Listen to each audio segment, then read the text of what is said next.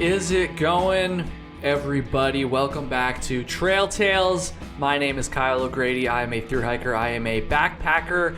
I'm a peak bagger. I'm just a huge hiking nerd. And every single week on the show, I chat with other people that are just big old hiking nerds as well. And this is a very unique episode. Matteo Favero is on the show. He is the director of marketing at Z-Packs, who I'm sure many of you are very familiar with, one of the most well-known cottage ultralight backpacking gear brands.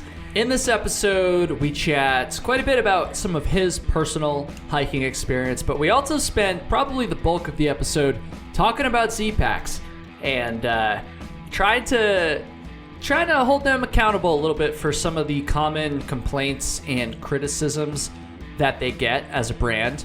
Now, as you're going to hear me say in the episode, I like Z-Packs. I like their gear. I've worked with them before. And I don't know. I don't know how to say this without like overblowing it, but there's been some controversies around Z-Packs and some of their gear over the years. I feel like they get a little bit more crap from people online than a lot of other brands do. Is that deserved?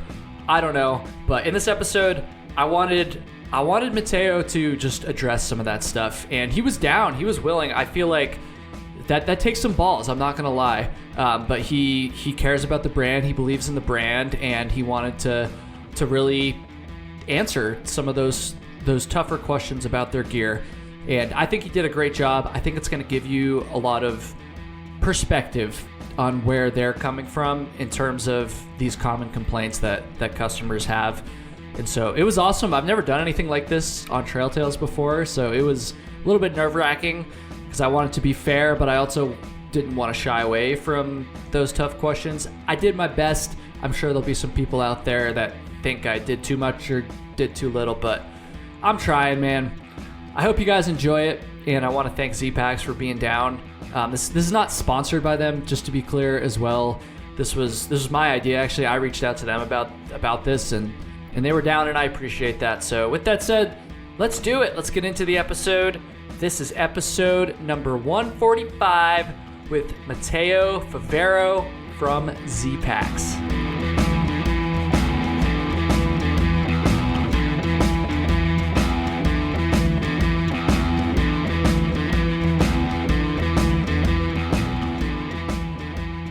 All right, I'm so excited to welcome to the show Matteo Favero. How's it going, man? Going pretty good. How you doing? I'm doing good. So Matteo is the marketing director for Z-Packs, correct? That is correct. And so in this episode, I mean, we're gonna talk about some of the awesome stuff he's done on the trail too, and we're also gonna talk about Z-Packs. And I'm gonna ask a few. This is gonna be so overhyped, by the way, everybody. But for the lack of a better word, a few spicy questions about Z-Packs and some of the more common, I don't know, complaints that people have about it. And full disclosure, I like Z-Packs. I haven't used all their gear. I haven't used the backpacks before, but they did send me a couple tents over the past year, and I love them. I haven't been shy about telling people that in the videos and stuff, but I was sent them. I just want to make sure that bias is clear.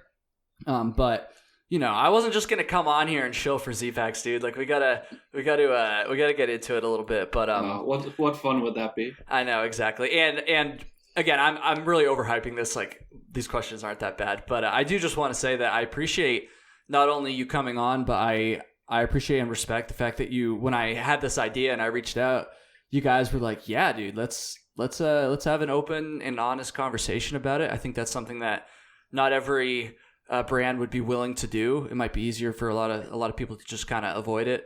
And so I appreciate that, man. Seriously, and I think the audience is gonna appreciate it as well. Yeah, I hope so. I mean, it's not any fun if you got to hide something, right? Yeah, exactly. To deflect and defend and pretend things don't exist it never does anybody any good. No. But before we get into that, let's just start. I just want to hear more about you. How did you first get into thru hiking and backpacking? And then, you know, we can kind of go from there. And I do want to learn about some of the early history you have with Z-Packs as well. Yeah. So I was always an adventurer, kind of, like, even when I was a kid. Like, the best I can describe it as like I was always going farther on my bike than I was supposed to go. I always just wanted to like get what's in those woods, what's down this street, what's down this trail.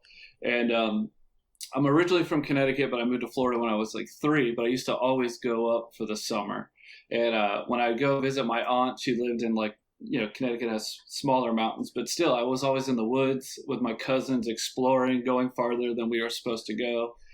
But I really didn't know like what I was doing. It was just like, that was like just my like spirit, right? I was just like, I want to see what's around this corner. I want to see what's on the other side of this hill or down this valley.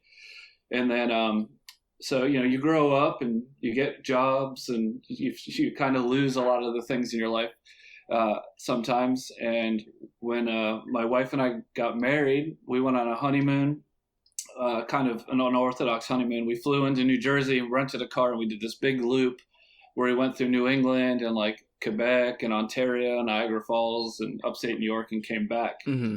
And we had an off day, like basically on that trip, where we were just like, we're not going to do anything. We got no plans. We're in the middle of nowhere in Ontario. And we asked the girl at the desk, hey, what do people do around here? And she's like, well, there's this little town called Perth. People go there a lot. So we drove to this town, and I saw this sign, and it said the Rideau Trail. And I'm like, what is this? And my wife's like, I don't know. Like, I have no, like, we're like, well, let's just walk down it for like 45 minutes and turn around. And I was like, okay. And I was like 15 minutes in, and like, I literally am calling my buddy back home in Florida. I'm like, when I get back, we're going hiking. We're going to do all. And it was just such like a random thing. Like, I basically had spent 10 or 12 years like without doing this thing that I always like really loved to do, spending time in the outdoors. So I came back, and I started doing parts of the Florida Trail, little section hikes. And then I eventually planned to hike up on the Appalachian Trail. I went and I did like the first 35 miles from Amicalola to Neal Gap. Okay. And I was sold. I was just sold. Like, I never turned back.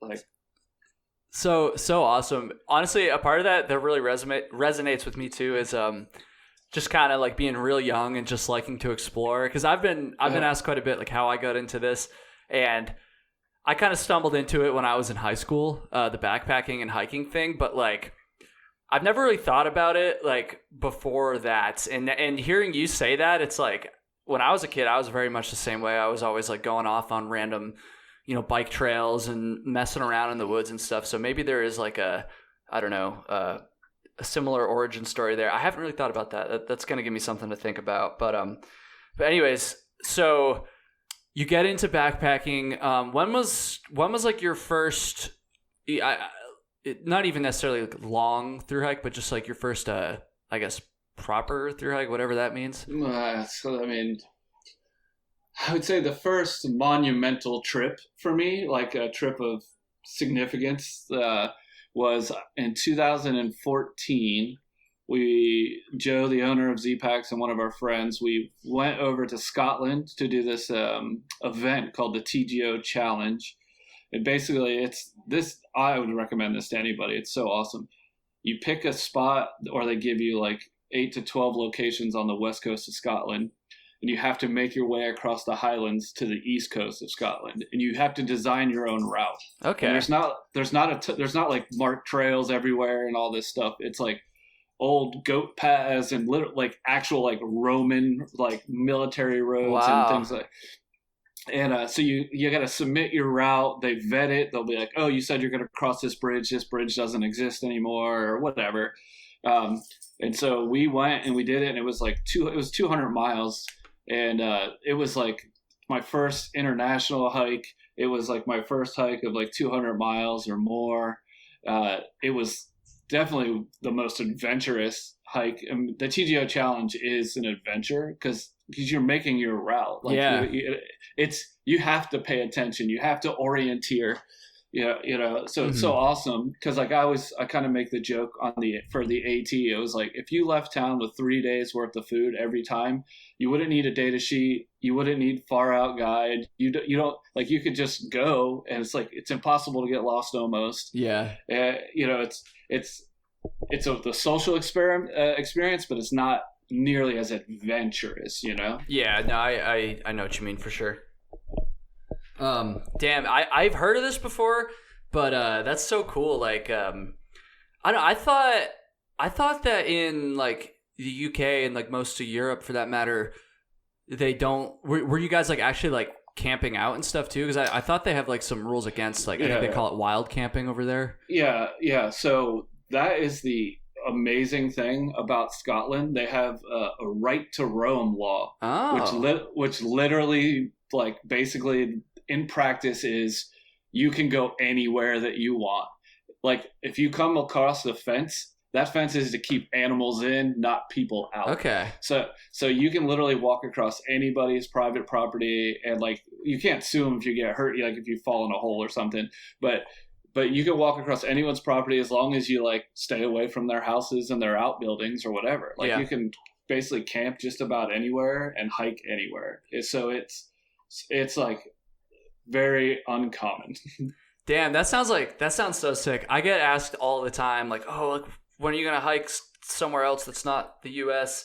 And like, man, I don't know. That sounds appealing. I'd really love to go to the U.K. And like, what's the terrain like there? Like, I don't even know. Like, is it mountainous? Is it flat? Like, I have no idea. No, Scotland's like the mountains aren't that high. Like the highest point in Scotland's like 4,300 feet, but because you're so far north, people don't realize how far north is. If you actually look at a map, like Aberdeen, Scotland's like above Copenhagen, Denmark. Like it's really far north. Mm-hmm. Wind is intense up there.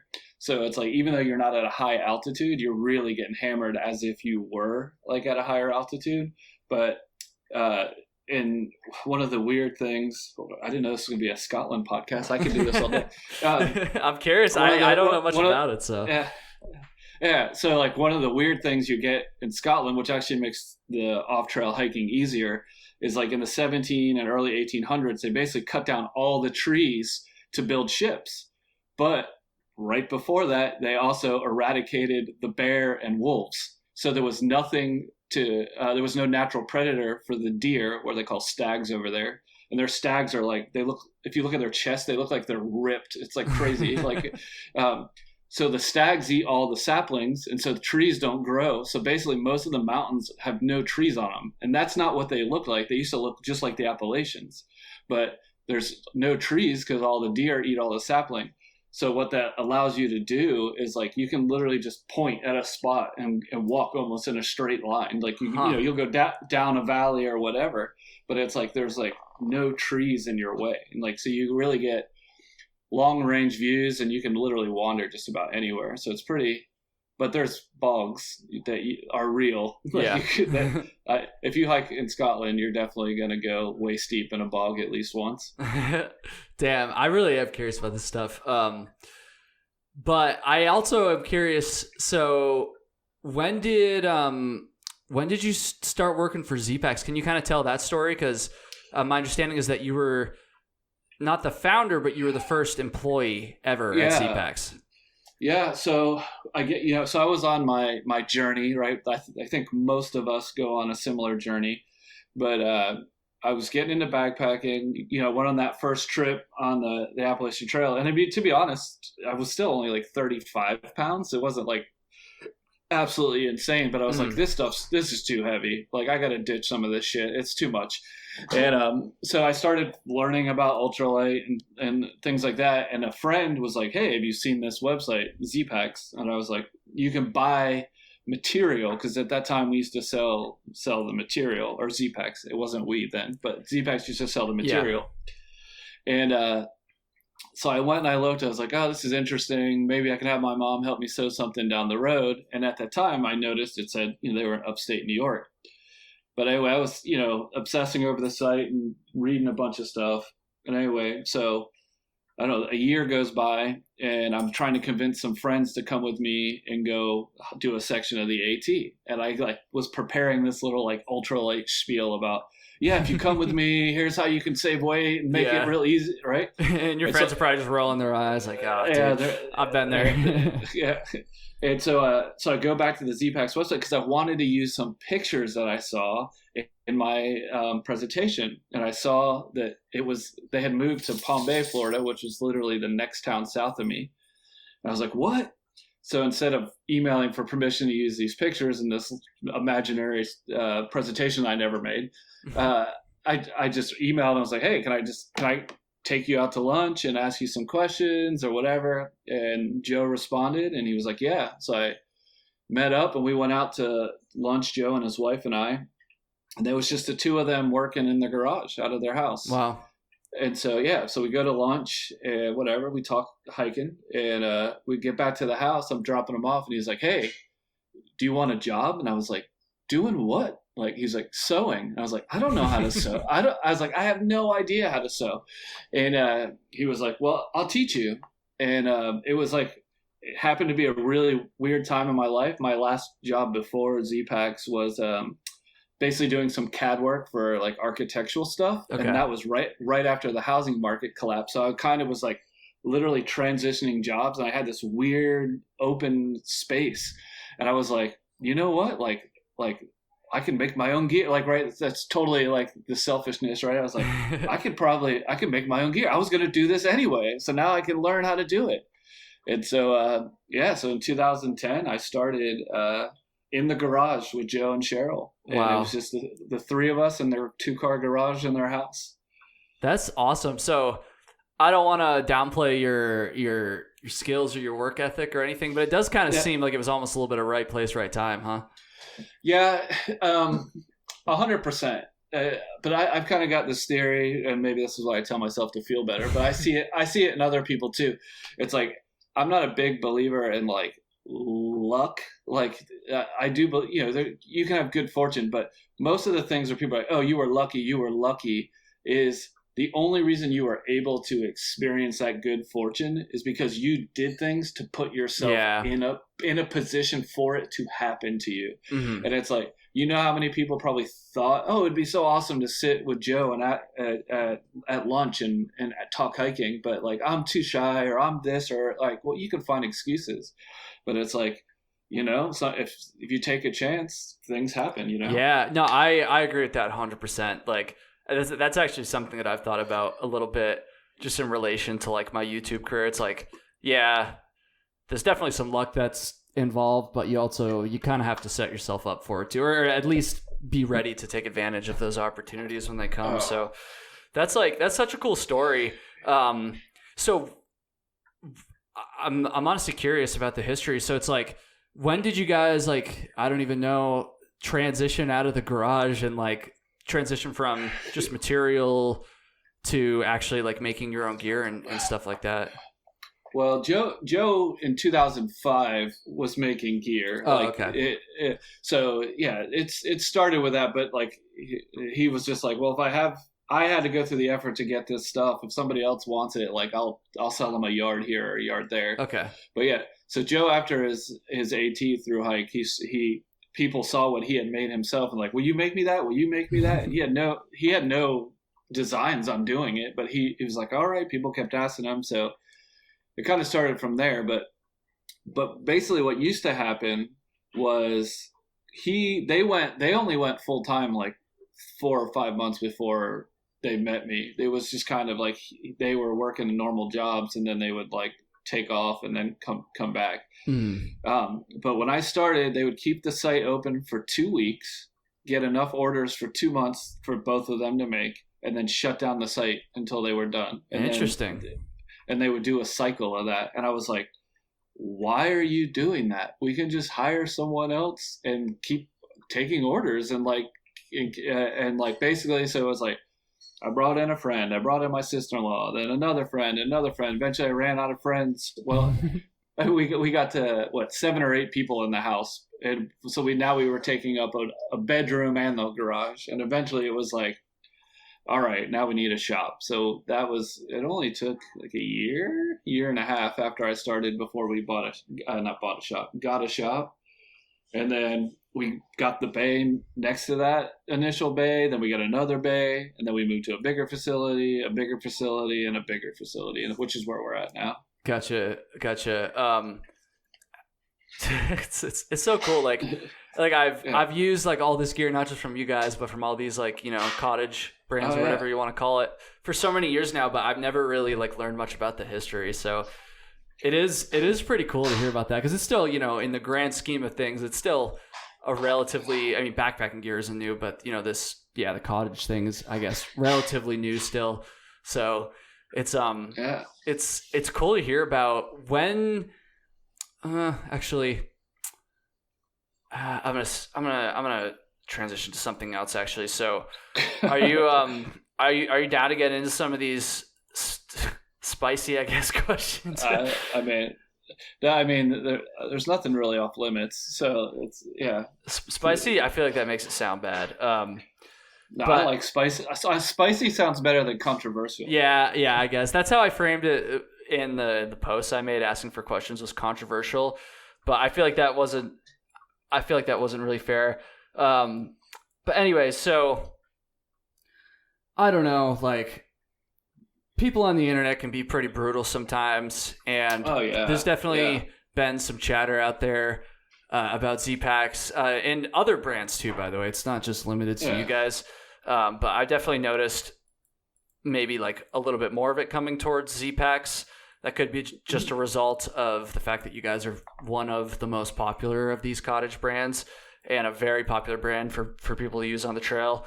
But I don't know. Yeah, I didn't want to just toss a bunch of softballs here. So I put out a couple posts on Instagram and YouTube just asking for people's questions for Z-Packs. And I told them to be honest. I told them, I didn't want anything mean-spirited. I didn't want any gotchas or anything like that. But, I wanted people to be honest. And so there was two main categories that I think things kind of boiled down to, essentially. And I'm going to read some of those questions. I'm going to paraphrase some because some of them were a little meaner than I like. Actually, I'm going to read one. I'm going to read one mean one to start here. Okay. Just do the mean tweets. So yeah, no, right. Which, like, I didn't want people being jerks and stuff, because I do appreciate you coming on here. But I think this person was kind of being a little bit like sarcastic too. I don't think it was just like fully like being a jerk, because it's kind of funny, to be honest. So the first one I got, which is a great way to kind of start the conversation about price, because that's definitely one of the big categories that people were wondering about, and I'm sure this won't be the first time that you guys have talked about it. But so the first question was, this is so great, I get to ask you this. How can they, as in Z-Packs, sleep at night charging so much money for something that is so fragile? And actually, now that I read this was actually kind of encompassing both different kind of categories here. So let's just focus on the price to start off, because I'm not gonna lie, that's one of the biggest complaints that I have about the gear too, is the price, because I do love the tents that I've used from you guys, but I always feel like whenever I talk about it, I have to add the caveat. It's like, or whatever, where I'm like, yeah, this is expensive, and like it's not going to be for everybody because of that. But I don't know. What do you have to say about the price, especially of the tents? Those seem to be the most expensive. The backpacks, let's see, what are they at right now? Backpacks are expensive too. We're looking around 400, but not all of them. But I feel like there's other brands that probably have backpacks that are closer to 400. There are other brands that have expensive tents too. But yeah, anyway, sorry, I'm just rambling on here, dude. Price. Talk to me about price. So price, regrettably, is actually an easy answer. Like, I wish it was more fun and I could dance around it like I was in a presidential debate, but it's pretty easy. One, we're made in the United States of America. Labor costs in the U.S. are way more expensive than outsourcing your products to other countries, which it's like, I'm not about naming names, which other people in our space have found that they needed to do that to make their margins. every position at Z-Packs falls into a pay band where we look at what the equivalent job in our area is getting paid, and like our sewing machine operators are the super high end of that pay band. There's like what $18+ an hour, or some of the sewing machine operators are making. So we're definitely paying for the labor. So that's one. And a lot of products, like for instance the backpacks, the majority of the cost of that is labor. And then we use super technical fabrics that are not cheap. If you've looked at the cost of, go on Ripstop by the roll and see what they're charging for a half a yard of Ultra, or for a piece of Dyneema composite fabric that we use for our tents. We're not getting charged as much as they are, but it's an expensive fabric. And I know Corey, our social media guy, he told me that he's probably going to ask you, why don't you make a tent out of sil nylon? So to answer that question would be like, you could give us the material for free and it would still be expensive because the process isn't going to be that much different. The labor involved isn't going to be that much different. And making your stuff in the United States is expensive. Period. The end. It gives us a ton of flexibility to move and to pivot and to come out with things much quicker than if you had them outsourced. But I mean, at the end of the day, like, it costs us a lot of money, and our margins are not, like, there's a reason why we're not in every REI. We don't have the margins to support it because we decided to keep our manufacturing at home. I would talk about the second part of that question is a good one.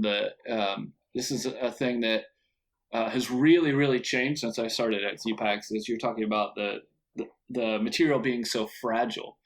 And the average customer at Z-Packs is an entirely different customer than it was when I started 10 years ago. Really? 13 years ago. This August is 13 years. When I started, it was these DIY guys who were like, they were making stuff themselves, or they were pushing limits. They were like true masochists. Like, how light can I get? Like, what is the limit of discomfort that I can sustain to allow me to go light, right? And so you really had these people who understood what the trade-off that they were in for. They were like, okay, this may not last as long as if you got a backpack. This may not last as long as a traditional Cordura backpack. This may not last as long as a traditional sil nylon or canvas tent. But I'm trading that off because the enjoyment I get from being able to get my pack smaller and my pack lighter, to be able to travel further, to travel lighter, right? Mm-hmm. It was this mindset. It was like I would say our average customer 13 years ago, in those first few years after I was at Z-Packs, was definitely more of a masochist and type 2 fun kind of person. Like, back then, you couldn't go on Google and type best backpack for through hiking, best ultralight backpack for through hiking, and get 15 lists of the top 10 backpacks. So that's what you have now, right? You've got a lot more information on the internet. People are much more savvy in how to use the internet. And so what you get is somebody's like, hey, I'm not trying to demean new hikers in any way, but you get people who are inspired. I saw the movie Wild and now I want to go hiking, or even a walk in the woods. Yeah. Or I read, right, and I want to go hiking. And I've seen this so many times. People come into Z-Packs and they're literally about to buy the full boat, and I go, oh, what's the longest hike you've ever done? They're like, oh, I've only one night or 2 nights. I'm like, yeah. You're gonna hike the AT and buy $3,500 worth of gear, and you don't even know if you like it or if you're good at it, right? Mm-hmm. And so what's happened now is, like, you've got people. It's, we've been around for a while, so we pop up in most top 10, top 5, top list of just about every item in backpacking. Yeah. And so people buy it and they're expecting more of a traditional or Amazon experience, and they don't understand necessarily the trade-off that they're getting into.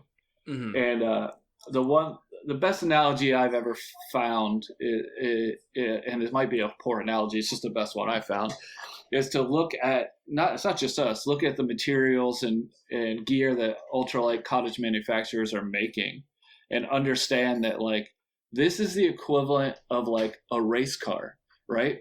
It's like it's not going to take a beating. It's not meant to last you 300,000 miles. It's not like a Toyota pickup truck. That's not what this is.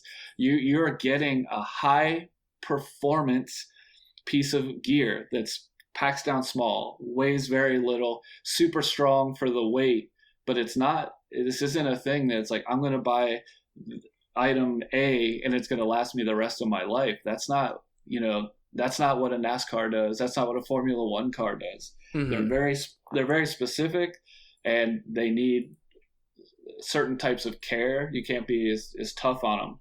So it's like you have to understand like what the reality is. It's not for everybody. Most of our gear shouldn't be the first version of it that you probably ever buy.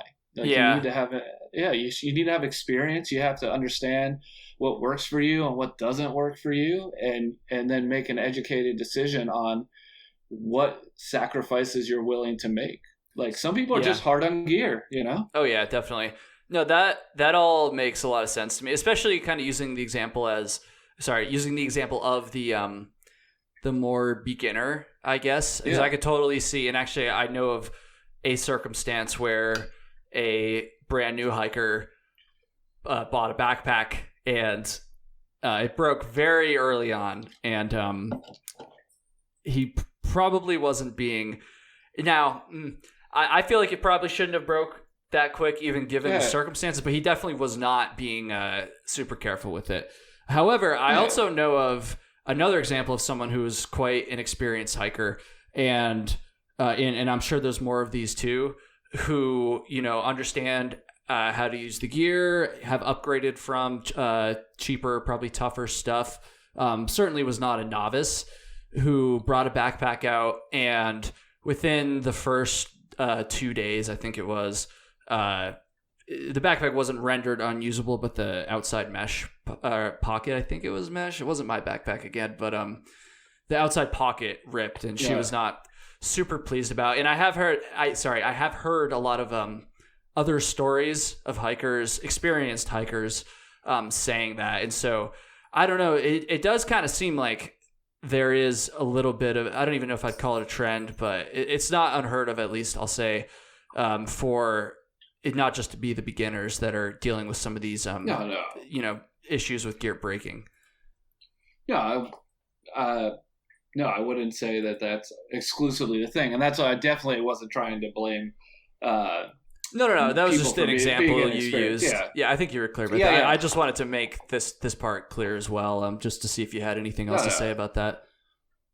No, I mean, at the end of the day, we put out a ton of gear. Like the amount of gear that we sell goes out, and there, with like any other company, you're gonna have failures. Like something's gonna fail, whether the design was wrong, whether something got missed in sewing, or whether like there was, we've seen this happen before too, where like there was a flaw in the fabric that you literally can't see through inspection that like it makes it fail.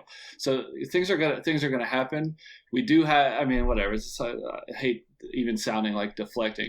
We have the data to see how many things go out and what the failure rate is, and it's very, very, very low. So but that doesn't mean that we're not constantly listening to the complaints and trying to do things. One of the things that's actually, from a marketing standpoint, made my job a lot harder is that we will make a silent change to stop something from happening. And then we'll make another silent change to stop something from happening. And what happens is we don't have like, the 2023 version, the 2024 version. It's like we basically try to prevent anybody from experiencing something bad instantaneously. And instead of, if we had to order that from a factory in China, we would be stuck with the 800 packs on the shelf that all had this flaw. But because we're not operating on that model, we can do silent changes as we go. So a lot. Oh, sorry. Yeah. Sorry. I cut you off there. No, that's fine. So, I was just going to ask, Can you just give me an example of like a recent change maybe that you guys have made to improve the durability or whatever? I mean, it's just a lot of it will be like a reinforcement. I'm trying to think, like you put me on the spot with that one. I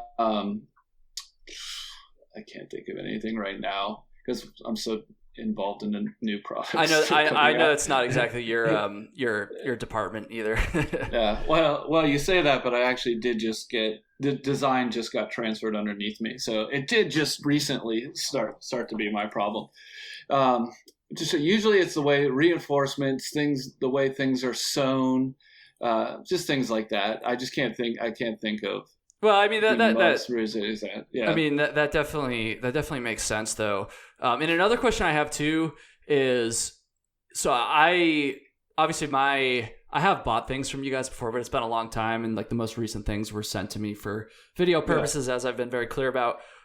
So I feel like my experience with communication with you guys in terms of getting things fixed or whatever is unique. It's not normal. So what do you guys usually do when somebody comes to you and they say, hey, and again, you're marketing, so maybe this isn't customer service falls under me too. Oh, okay, perfect then. Perfect. Yeah. So what do you guys do when somebody comes to you? I'm sure it depends on the circumstances and stuff, and they say, hey, not that, hey, I used this for an entire through hike and there's a tiny hole in it. I'm talking when people say, hey, like I just got this and I took it out once and there's already something wrong with it. Kind of like I talked about with my previous girlfriend there, that example I used a few minutes ago. How do you guys handle those circumstances? So I'd mentioned, okay, as of a year ago, customer service got transferred to me as well.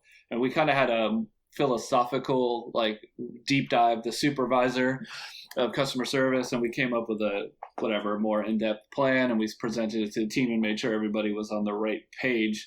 Now, that being said, I think the last 2 or 3 years we've been doing really good. We deserved some negative comments about our customer service before that, but I can't go back and fix any of that. We can only fix it go forward. But basically, our agents have been empowered to do what it takes to make it right for that customer. And it depends. Like, and this may be unpopular, but like, if you're a thru hiker on a trail, you get treated differently than if somebody who just went out on an overnight hike and came back. The service the quality of it isn't going to differ. The reaction or response to the same exact issue will change. Like if you've got something that's like, oh, whatever, like a rip in your mesh pocket that renders it basically unusable. Let's say that's something that happens, just hypothetically. If you took it on an overnight trip, we're going to be like, hey, here's a return label, send it to us, we'll put a new pocket on, we'll send it back to you. No big deal. If you're on a thru hike, we've got something we've created specifically for people on thru hikes called the Loaner Library, where we have gear. Oh, that's cool. We have gear, like we try to stock a limited amount of gear, enough to cover any demand. We'll send you, if that was your backpack, we'll send you out a replacement or a temporary, like a loaner backpack. Inside that box is a return shipping label. You literally take the loaner pack out, put your pack in, slap the label on it, send it back. We fix it, we send it back to you with another return label. You send the loaner back. So we do it with tents, we got it with backpacks. And so, that's what we're doing. We're trying to keep hikers on trail, and we're trying to take care of it. Very rarely does like something like catastrophically fail, like right out of the gate in a way that like would cause an issue.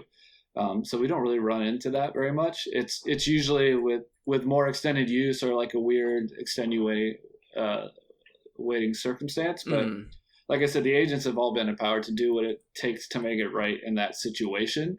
That doesn't mean that if you're like hyper irrational that we're gonna necessarily do something. If you've had a tent for 6 years and you put 7,000 miles on it, and you're like, there's a hole in my tent. You send me a new tent. We're gonna be like, well, I mean, that's a kind of outside the warranty. Yeah, no, that makes sense.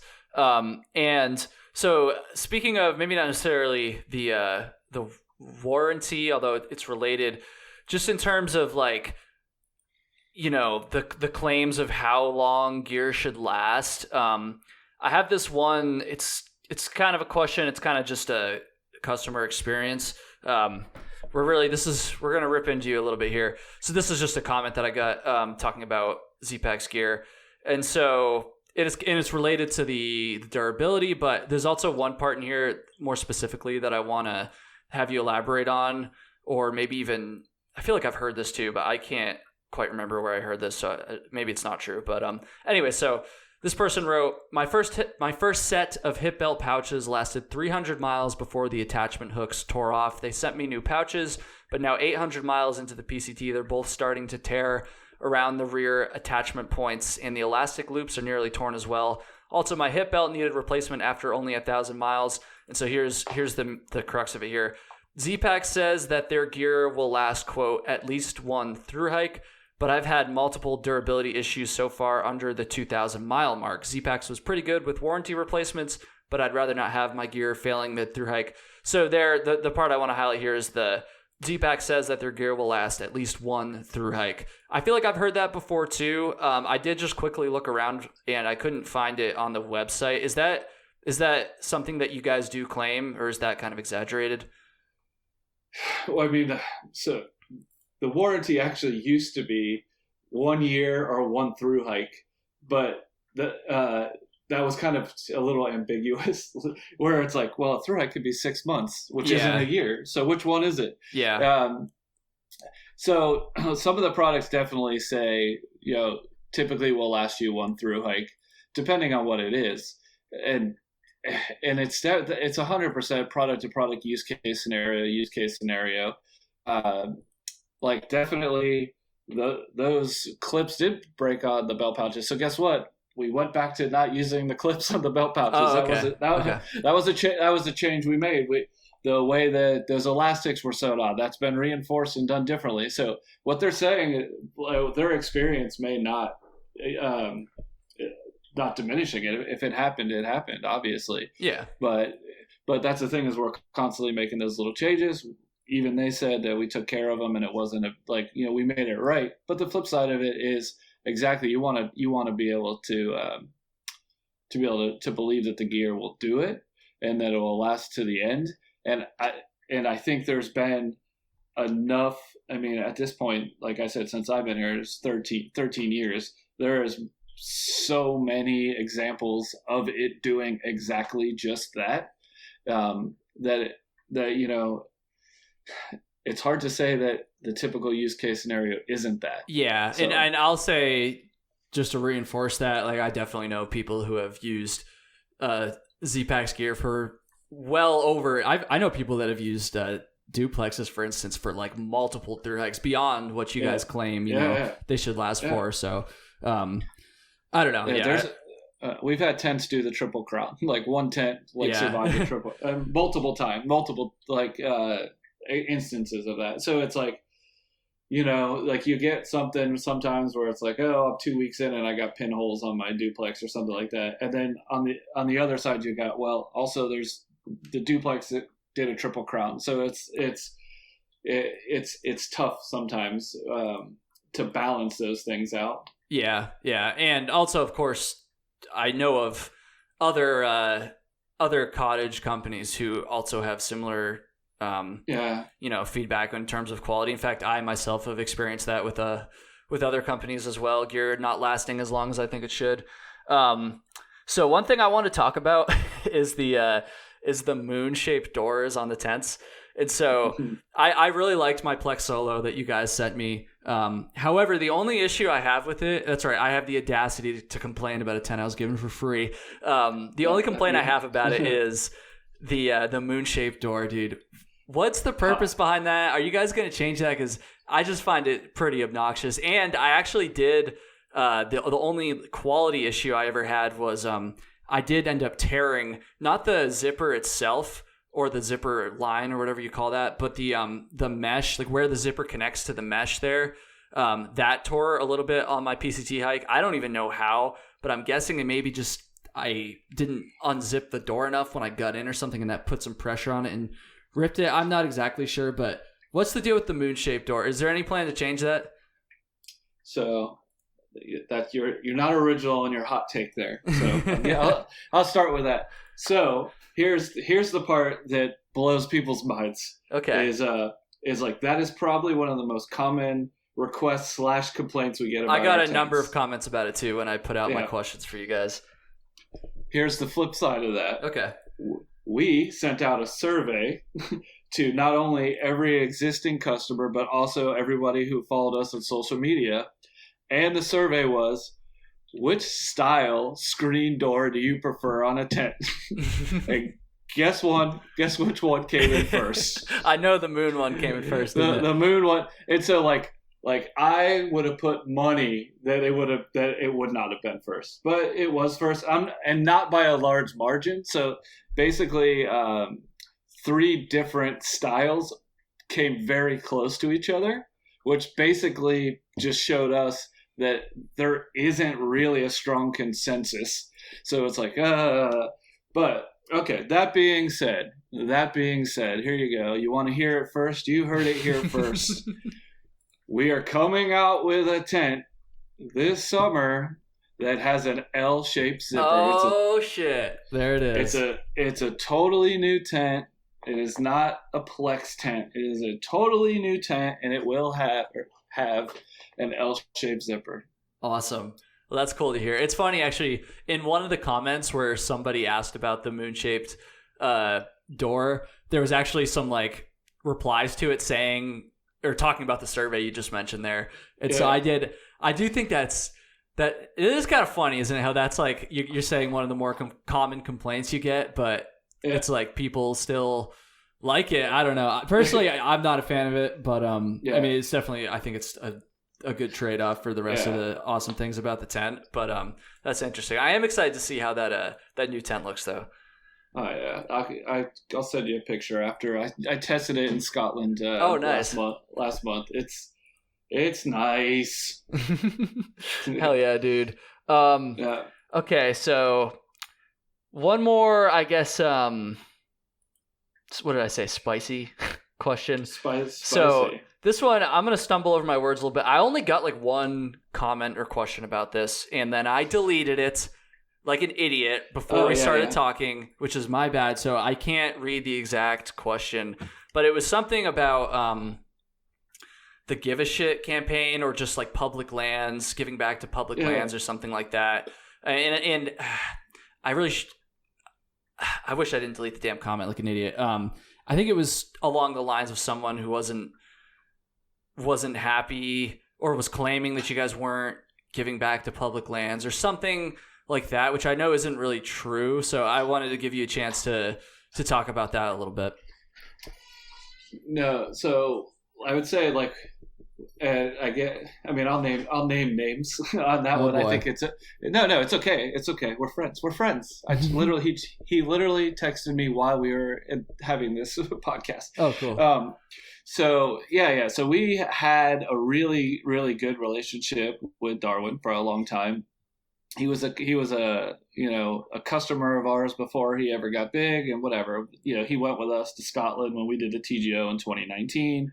But definitely there was a period there where he was dealing with a lot of companies that he thought weren't doing their part, that from his point of view, they looked greedy and they were only concerned about making money, and they weren't concerned about giving back. And he kind of, I think he subtly called us out, but he definitely didn't subtly call us out when he sent us a direct email about it. Yeah. And so, like, at that time, I was kind of taken aback. I was like, oh my God, this guy who, like, personally I've got a great relationship with, like, he's very, very, I won't say emotional, but he's very emphatic about this. Yeah. And then, so I thanked him so much for this, a couple months later, is we had been so preoccupied with basically trying to keep our head above water while we were growing, like, like not patting ourselves on the back, but we had exponential growth so many years in a row, just trying to hire people, train people, not have a 12-week lead time. Like, our focus was so heavy on just can we get to a state where we are like running smoothly and not like behind and drowning, that we didn't prioritize giving back. I definitely don't think that it was like, oh, we were selfish, just trying to make money. We were literally just like, God, how do we get our customers this gear? Because we believe in our gear, and we think that it can make your experience more enjoyable. So the more people we can help, the better. And so he really lit a fuse, and we really had some conversations internally. We didn't particularly want to use the model that they were using with the Give a Shit campaign. So we started our Giving Back Together campaign, where we allowed customers to make a donation at checkout, which you didn't even have to buy an item. You could just have made a donation, and then we would match that donation. And then we weren't happy with how much money the customers were giving back per se. So we were like, anybody who donates in these months will double your match. So for every $1, we'll give $2. And then, so the second year that we did it, the whole year was $2 for the $1, and we still weren't happy. So this year is $3 for every donation. We're triple matching every dollar that the customers donate. And at this point now we have, and so we're donating. It fluctuated. The first year, it was the 12 different organizations that run the 11 National Scenic Hiking Trails. Okay, I'll let you guys do the math on that. And then last year, we've split it up. One quarter was some of those same trails plus some European trails. Another quarter was some of those same trails, like then like the Te Aurora and some trails in Japan. One quarter was just like organizations like the National Forest Association, things like that, groups that were dedicated to maintaining and purchasing and maintaining public lands. And then the other quarter was groups that were actively working to remove boundaries that were keeping certain segments of society out of the outdoors, basically, like removing barriers. Mm-hmm. And so then this year, instead of making it super convoluted, we just combined basically last year's entire list into one, and every quarter we send out donations to all those organizations. Cool, man. Yeah, I appreciate you kind of laying that out like that. Yeah, I want to thank everyone who like asked me some of these questions. I think we covered like the majority of like at least the reoccurring ones here. And so we're not done yet, because it is Trail Tales after all, and we gotta get a story in at the end of the episode. But just since we're kind of done with this segment, I just want to say thanks again, Mateo, for answering this stuff and just kind of addressing it head on like that. So yeah, man, appreciate it. Yeah, I mean, I hope that like anybody who didn't have their mind made up one way or the other, like got some perspective to know kind of what we're about and the way we view things and look at things. Yeah, and I'm sure this. I can't wait for the reaction to this, because I'm sure there's going to be some people that are like, oh, like Kyle would soft on them, or oh, like. Ask me something spicier. Give me the wasabi. I already gave you like everything. Like, I mean, I pretty much told you straight up. Really, the only complaint that the complaints that I have are and I say complaints, like I also understand like what you're saying, or just the price and some of the durability issues, just anecdotally that I've noticed. Because and you do hear people like talking about it online sometimes too, although I tend to not put as much weight into that stuff. But anyways, so no, I appreciate you talking about all that stuff, and it's like I like my Z-Pack tents. Like I'm gonna keep using them, and I do think I've said this in plenty of videos. I'm not just saying this because of this episode. It's like I do think, especially if you're going on like a thru hike, I think it's despite the price, which I do wish was cheaper. I do think it's still I do think it's still a good investment. But anyways, dude, thank you for answering that stuff. Let's do a story. Are you down for a story? I mean, I could tell stories all day. I love stories. Let's do it. So I usually try to give people a pretty good heads up for this, and when I don't, I like to own up to it. And so I did not give Mateo a super long heads up, like a few hours, but that's better than some people get, to be honest. So anyways, now that that's out in the open, I do think you had a chance to come up with something. Yeah. And so full accountability. I'm only telling my own story so I can tell an even better story in my opinion. That's fine. I like that. And so like buckle in, people. It's going to be fun. So basically, you hear that you're not really a hiker until you shit your pants. I don't know. I've definitely heard that quite a few times, and so I was fortunate enough to avoid that for a long time. And so one day I was through hiking the Oceano Lake Trail, which is, you say through hiking, it's like 64 miles in 4 days. But anyway, through hiking the Oceano Lake Trail, and there's a spot on the second to last day where around lunchtime, there's a little strip mall, and you can get, some Mexican food, you can get pizza. And so we stopped there, and we were hiking with this girl, Jessica Hikes. Some of you guys may follow her. And anyway, I ate a lot of pizza with a lot of ranch, and I drank a lot of sweet tea. and so then Jessica's like, "Hey, have you ever had this? It's like some coconut water or something like that." And I was like, "No." She's like, "Here, have this." I was like, "Oh, this is great." So I drank some. And I'm like, "All right." So we started hiking, and it was probably not even a mile. And I think that coconut water did the trick. So where I'm like, "Oh," I start doing the pucker, and I just drop my stuff. I start running, and to no avail, my friend. It just started coming out, and I was like, "No!" And so whatever, you gotta do, finish up, using my water, clean it up, and then you have to decide when you come back to the group who saw you run off. They knew why you were running off. You come back to the group, and then you're like, do I try to pretend that I made it, and have them kind of look at how there's a water spot on my shorts and figure out that I didn't, or do you just go for it? Do you just like come out into it? So I was just like, I'm not one, like answering these Z-Pax questions. I'm not one that's like run away from reality. And so I'm just like, guys, I just shit my pants, and then like everybody just starts laughing, but what are you going to do? What are you going to do? Yeah. So you just have to you got to own it. And what's funny is, I won't name names to embarrass them, but I was recently on a trip with a coworker, and he tripped. He was going to make the run at night, the last minute run, and he tripped and he fell, and it just went everywhere. Oh man! So we woke up in the morning. And he goes, "Well, I became a hiker last night." that was just it. But that wasn't the good story. Okay. I want to tell you. So I don't want to incriminate too much this, but somebody that I know. They were hiking the High Sierra Trail with a friend, and the trail goes east to west or west to east, and it ends on Mount Whitney, and then you come down Whitney Portal.